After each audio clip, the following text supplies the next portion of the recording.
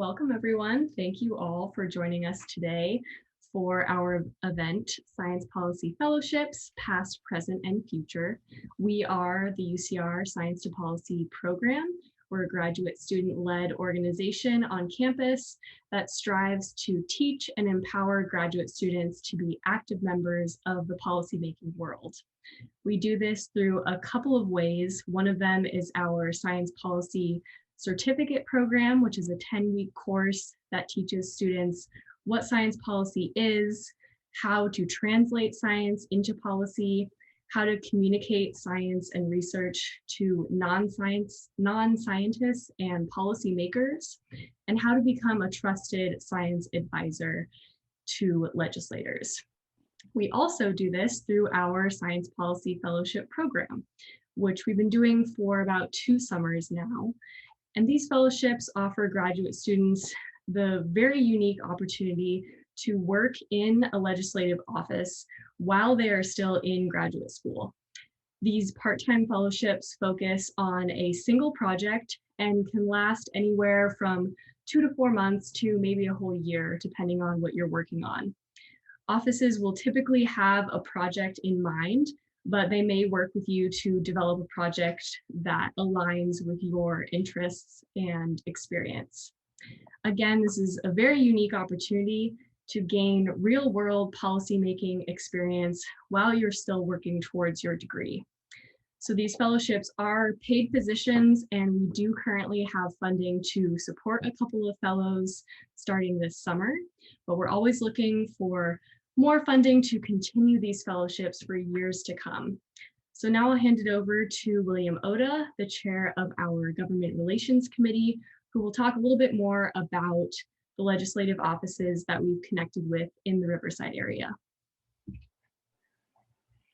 Thank you so much, Lindsay. I'm really excited to talk to you today about our fellowship program and to let the fellows themselves highlight the amazing work they've done in offices. So our fellowship program, as Lindsay mentioned, began 2 years ago, and our first ever fellow was placed with U.S. Congressman Mark Takano right here in Riverside. This placement allowed the student to work closely with staff and the congressman himself to develop a project and implement it. I won't go into the details, and I'll let him cover that later on, but this type of partnership then blossomed, and we've placed 2 more fellows, one into the Committee on Water, Parks, and Wildlife, 3 more fellows, one in the Committee on Water, Parks, and Wildlife in the California Assembly, a second fellow in Congressman Takano's office, as well as a fellow placed into California Assemblywoman Eloise Gomez-Reyes' office. So as we continue to expand our fellowship program, we're excited to bring in more legislative offices in the Riverside community to be a part of this program and place a wide variety of students with different interests that match the legislators as they work to resolve problems here in California. We are always looking for new partners, and if there are offices that you would like to partner with in the future or have an idea of the type of project that you think would match an office's interests, please let me know. And the Government Relations Committee, as part of Science to Policy, is very excited to pursue those opportunities and help develop these placements for future summers or other times of year. I want to sort of quickly go over that we'll be going into a lightning talk round where you will be able to hear from all 4 of our fellows. And the first one actually will be Derreck Carter-House, who is our former Student Cabinet Executive Chair and a recent graduate of the UCR Department of Microbiology and Plant Pathology. So I'd like to welcome Dr. Derreck Carter-House to the stage. Thank you. I think I'll start with just the kind of the story of how I got into this. We happened to go for an office visit when we were meeting all of the elected officials around, and we went into Mark Takano's office, and he kind of started talking about how he wished that he had somebody on his team that could do some data analysis.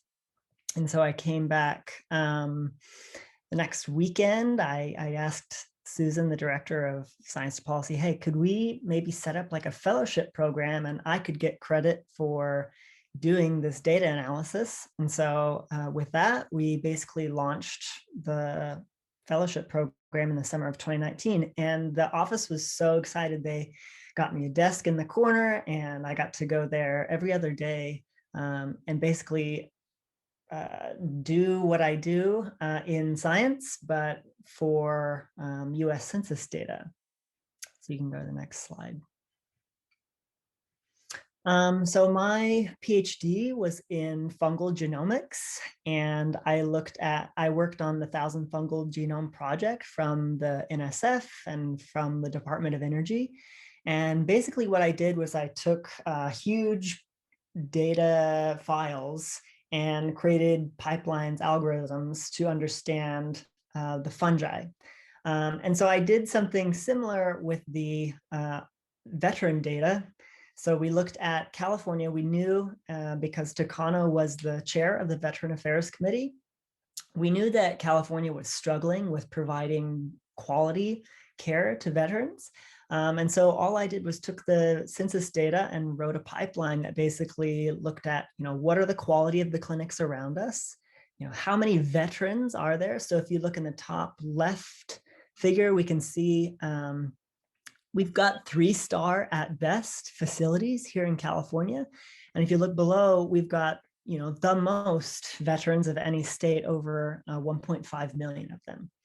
And the worst part is, if you look to the right now, the top figure, we have clinics that seem to be dotted in places where, we have tons of white veterans, right? And so if you look in the middle of cities where maybe there's a higher population of African American, Black veterans, then you can see that, even at 63%, there's hotspots in Riverside district, so that's 41, where we don't have a veterans access, veteran affairs clinic, right?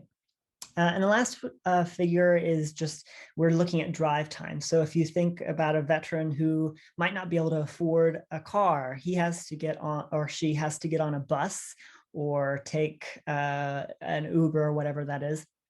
And these drives can be very long. The red indicates a 30-minute or more drive.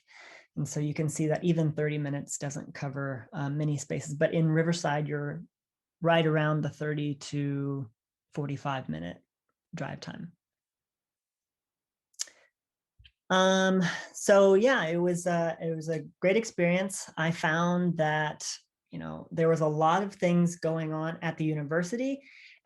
The university wasn't aware that, Congressman Mark Takano was sitting as the chair of the Veterans Affairs Committee, and he was gaining all this data, and I was doing this work for him, all in the same time they were trying to write a grant for a VA facility. So that was a really cool partnership that we got to put together, providing the congressman and the university with the resources of each other. And the last kind of things that I wanted to point out was, Congress members, any elected official has a huge need for data analytics. They really have these passion projects that don't have time or resources or people to work on them. And so they really welcomed me into the group, and I got to do stuff that I'm doing every other day in my PhD. But it was like greater than the sum of its parts. The impact was very high. That's all I have. Thank you so much, Derreck, for taking the time to speak with us. So up next, I want to welcome Danielle Delaney, who's our current curriculum and events lead for the Student Cabinet and a PhD candidate in the Department of Psychology. Thanks, William, and hello, everyone. So I was also a Science to Policy Fellow in Congressman Mark Takano's district office, but unlike Derreck's fellowship, because of COVID-19 and everyone being remote now, I actually never went into the office or really got to meet anyone there except through, some Zoom and chatting conversations. But my project actually examined COVID-19 in the district and its impact on the early care and education industry. And so the early care and education industry is any setting in which children are cared for and taught by people other than their parents or their primary caregivers. And it's essential to the healthy development of children.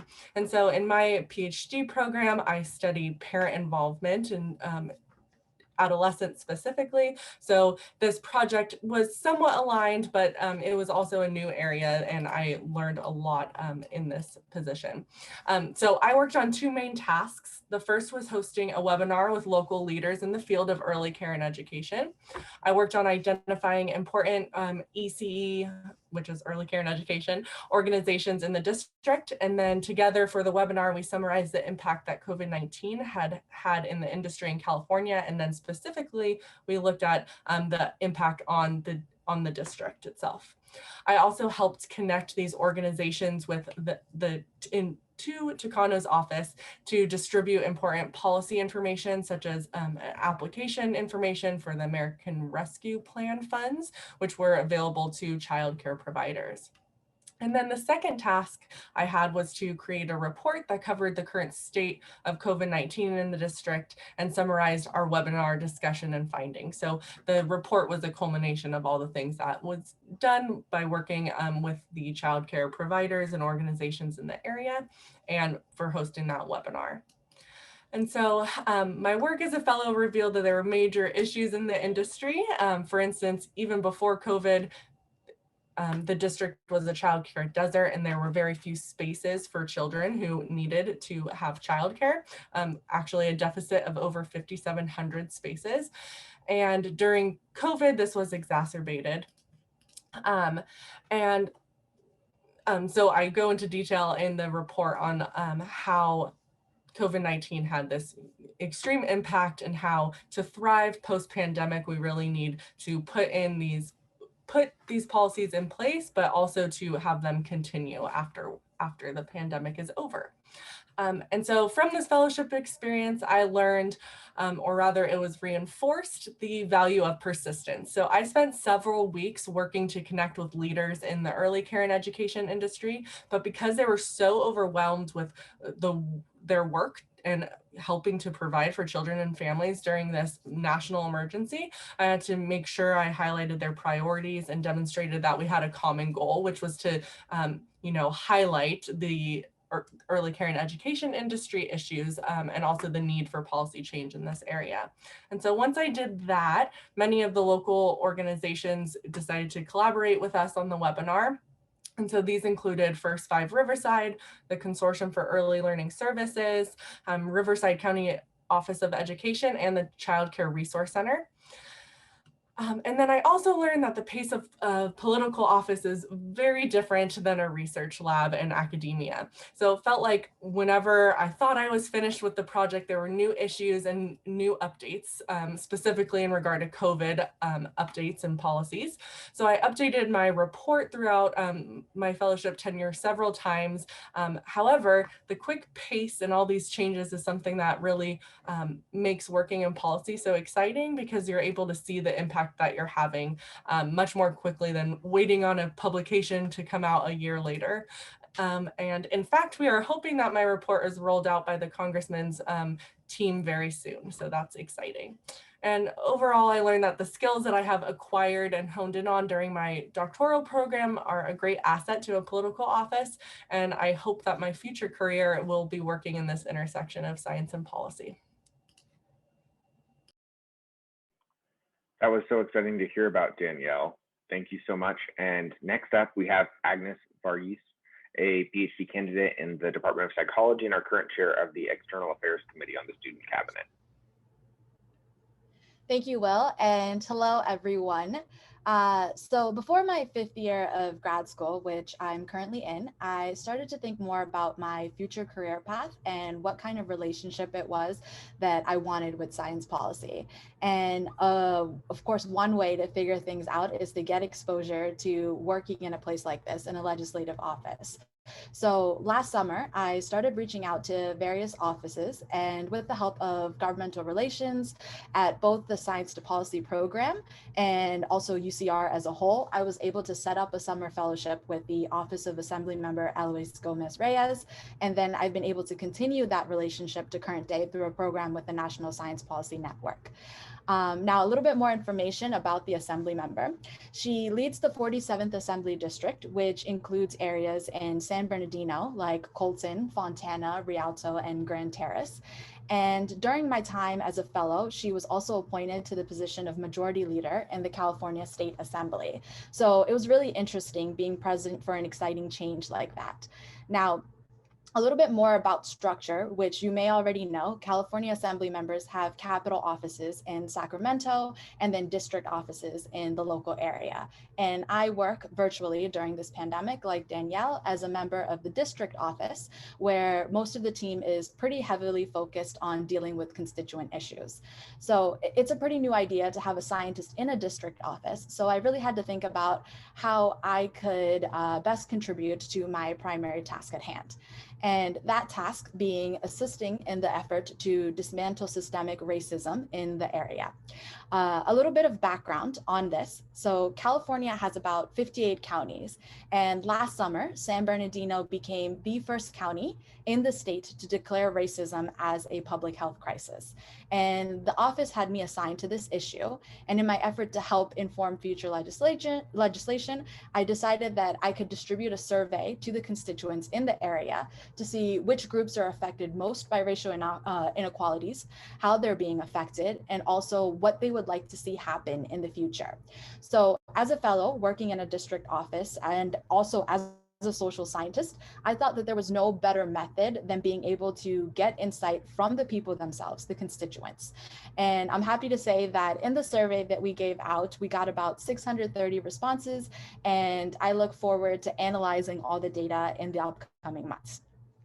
Another task that I worked on had to do with another topic that I was also interested in, which is socio-emotional learning. I really wanted to see what measures we could take in order to assist K through 12 students who are dealing with the trauma associated with the pandemic.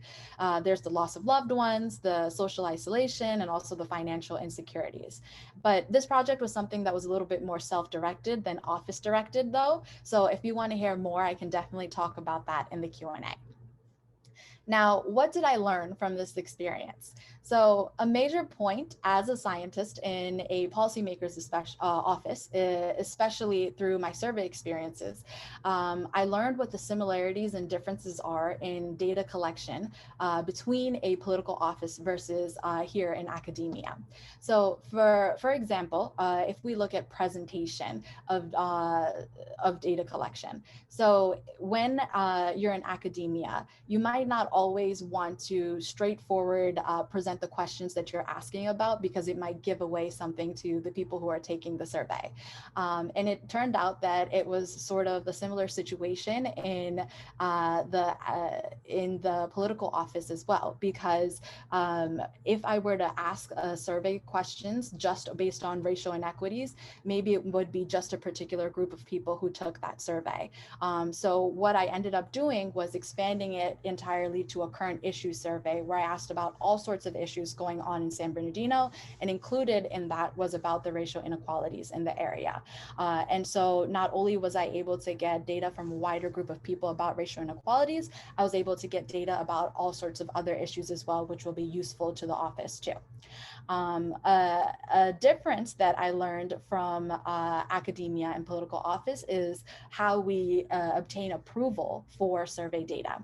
So in academia, we get approval from the Institutional Review Board, which makes sure that our survey information is all ethical, that the data that we're collecting is questions that are okay to ask people. In the political office, they don't have an Institutional Review Board, but they also have their ladder of individuals that need to look and vet the survey before I'm able to put it out to the constituents. So it is being approved in their own sense as well. And then in addition to that, what I also learned about is how a legislative office works. So when we're taking these classes in science policy, we get a little bit of exposure to it, but sometimes that information might fly over our head until we're really able to be in it. So learning more about the power structure and also how a bill becomes a law, things like that, it didn't sink in a little bit more into my head until I was able to do this fellowship. So I'm really thankful for the exposure and looking forward to a career where I can really contribute my expertise in data analysis and social science to help change the world for the better. Thank you. Thank you so much, Agnes. And lastly, we have Stephanie Piper, a PhD candidate in the Department of Botany and Plant Sciences and one of our current co-chairs of the Student Cabinet for Science and Policy.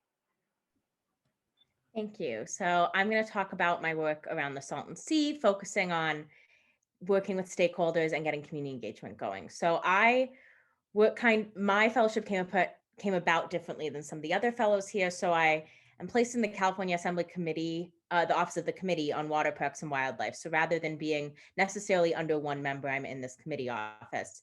And the chair of the committee is Assembly Member Eduardo Garcia, who is responsible for areas like the Salton Sea and the Coachella Valley, but I work really closely with the committee consultant, Dr. Keith Cialino, who was a previous science policy fellow at the California Council of Science and Technology. So he has a PhD and went into science policy after that. And so it was through a connection to him and through the CCST program that this kind of came about, and that this was a much more self-directed fellowship. This wasn't necessarily something the office had a direct plan for, but that I worked with the committee consultant to kind of plan a project. This is also interesting because I'm also connected with the Salton Sea Task Force on campus, which is this multidisciplinary research group kind of organized by the Edge Institute, who is working on an extensive report on science issues in the Salton Sea. So also not only acting as a science policy fellow, but also thinking about how to translate science from this larger research group. Next slide, please. So I have two really main tasks that I'm working on, and my fellowship started in about December of 2020, but it's ongoing, and it's relatively new compared to some of the other fellowships. And so these are still very much ongoing. So the first is doing stakeholder interviews surrounding the Salton Sea. And the goal of that is to get at this answer of socio-ecological futures. And basically what we mean by that is, what is the centralized vision of stakeholders? If they envision the Salton Sea in 10 years, what do they see? Because generally there's a disconnect between stakeholders and community members, specifically at the Salton Sea, and some of the policymakers, just because there's such a wide range of stakeholders and such a wide range of ecological and social issues there. And so this is trying to kind of group all that information together in a way that can actually take some of the understanding from the community and help implement that at the policy level. I'm also working on a community engagement report. So in addition to this, kind of thinking about community engagement broadly, looking at what the best practices are in community engagement in general, but also what will work for Desert and the Salton Sea community. They have a lot of experience in getting like art exhibits up. That's what this picture on the bottom is. But we want to kind of build that up and try to get the community connected to restoration projects and make sure that the restoration projects are what the community wants and that they are kind of part of that decision making more than they often feel they are. And so what I've learned so far, and this is ongoing, so there's definitely more to learn, but kind of the opposite of Agnes's experience with interviews and surveys. So I am a plant biologist. I had never dealt with International Review Board before. And since my work is more kind of connected to my PhD and connected to the university, I actually did go through the Institutional Review Board. And that was my first time ever going through that because I'm not a psychologist. And so that was definitely quite a challenge that I didn't anticipate. But it also pushes me out of my science comfort zone. I'm an urban ecologist, and so I think a lot about these social issues, but I don't necessarily have the hands-on science experience in it. And so that's helping me kind of get comfortable in research in a new way, in addition to getting this policy experience. And also it helps me think about the kind of forms that science policy can take. We think a lot about advocacy for specific laws or advocacy for funding, whereas I'm kind of taking this approach of this community legislator bridge, which I'm really passionate about, this community engagement on the science side, and kind of connecting that to policymakers and to the community in general is really useful to me. And I hope that the reports that come out of this help to aid that and help the Salton Sea hopefully become a slightly healthier place. That sounds like an amazing fellowship, Stephanie. I was really excited to learn more about it. So I think that was the last of our lightning talks, and we're now going to go into our Q&A session. I'm going to hand it back to our other co-chair, Lindsay. Thanks, William, and great job, everyone. It's really amazing to hear about all the work that you've done outside of your PhD research. I think this gives everyone a good idea of the different kinds of projects that you can do and how they can be really closely related to what you're researching, or they can be completely different. But either way, you get to use all of these transferable skills that you're getting in graduate school. Well, thank you so much, everyone. Thank you to our fellows for being here. I'm so proud of everything that you've done, and I'm excited that we could feature the work that you've done and what you're continuing to do. And thank you all for joining us today and learning more about our fellowship program. You can reach us at s2p@ucr.edu if you are interested in doing a fellowship. You can also find more information on our website and see how to support our fellows and learn more about everything that we do at Science to Policy. So thank you all so much. I hope you enjoyed this event, and feel free to reach out if you ever have any questions.